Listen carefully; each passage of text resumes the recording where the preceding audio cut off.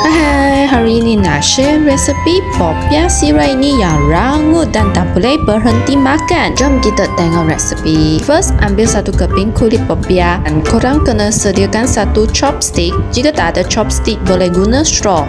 Gulung dengan chopstick macam ini. Jangan gulung sampai terlalu ketat ya. Hujungnya kita sapulah dengan air tepung.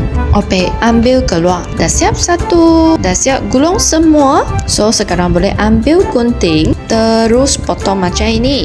Gunting macam 1 ke 2 cm. Lepas minyak panas, kita boleh goreng kulit popia. Okey, dah boleh angkat semasa kulit popia dah jadi golden brown. Untuk sambal sos, saya terus guna nyonya sambal sosmama. Sambal ini halal dan sangat penting, rasanya sangat pedas dan sangat cukup rasa.